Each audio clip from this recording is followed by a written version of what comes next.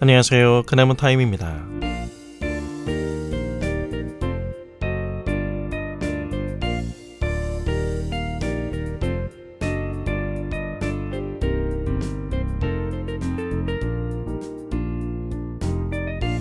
우리는 앞서 씨 뿌리는 비유를 살펴보았는데요.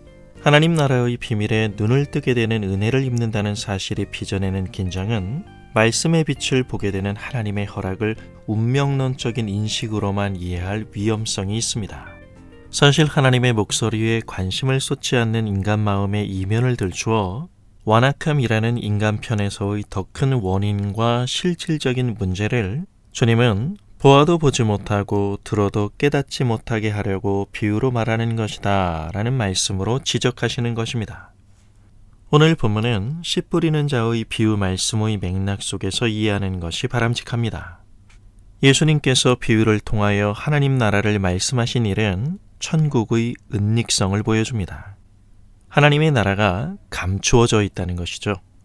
그런데 이에 그치지 않고 역설적이게도 이 은닉성은 결국 언젠가는 드러남, 즉 공개를 위한 것임을 주님은 이렇게 말씀하십니다. 누구든지 등불을 켜서 높은 곳에 두는 이유는 사람들로 하여금 그 빛을 보게 하기 위함이다. 예수님께서 제자들을 데리고 각 성읍과 마을들을 순회하시며 하나님 나라의 복음을 전하신 사역의 비유적 그림이죠. 예수님은 하나님 나라라는 고귀함을 특별하지 않은 평범한 일상 속에 담아내셔서 대중과 소통할 수 있는 어휘로 말씀하십니다. 하지만 비유 속에 감추인 그 나라는 아직은 온전히 드러나지 않았습니다. 아직 감추어진 상태로 있는 것이죠. 본문 17절 말씀입니다. 감추어진 것은 드러나게 마련이며 비밀은 곧 세상에 알려지게 될 것이다. 글이 눈에 잘 띄지 않았지만 비유 속에 감추어진 그 나라가 언젠가는 밝히 드러나게 될 미래를 그리고 있다는 사실입니다. 하나님의 나라가 어떤 나라인가? 이 부분은 예수님의 십자가와 부활로 더욱 명확해집니다. 그리고 궁극적으로 주님의 재림시에 여실히 그 하나님의 나라는 우리 앞에 드러날 것입니다. 그러므로 그 나라가 온전히 현실이 되기까지는 말씀을 듣는 사람들의 이해와 반응이 신중해야 할 것을 주님께서는 말씀하십니다. 쉽게 말해 정신 차리고 주의 말씀을 들어야 한다는 것입니다. 보이지 않으나 역사 속에 편만하게 흐르고 있는 이 하나님 나라의 거대한 흐름에서 나 자신의 위치와 역할을 주의 깊게 살필 수 있어야 합니다. 그런 의미에서 복음의 면역이 되어 있는 우리 자신의 귓전을 때리는 말씀이 아닐까요?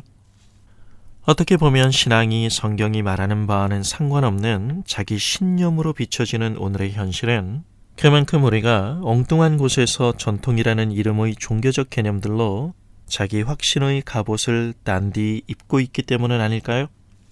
18절에서 주님은 이렇게 말씀하십니다. 내 말을 명심하여 들어라. 가진 사람은 더 받을 것이지만 가지지 못한 사람은 자기가 갖고 있다고 알고 있는 것마저도 빼앗길 것이다. 교회당 안에서 믿겠다는 사람들은 점점 늘어나 왔지만 나 같은 죄인을 구원하시고 부르셔서 시간의 길이를 뛰어넘는 주님의 이 나라의 스토리에 참여케 하시는 하나님의 은혜의 감격에 이미 만성이 돼버린 사람들의 판에 박힌 문구 같은 부분적인 신앙 속에서 어쩌면 전체를 잃어버리고 있는 건 아닌지 다시 한번 돌아보는 일이 지금 우리에게 가장 시급한 일은 아닐까요? 단지 성경 말씀을 많이 듣는다고 능사는 아닙니다.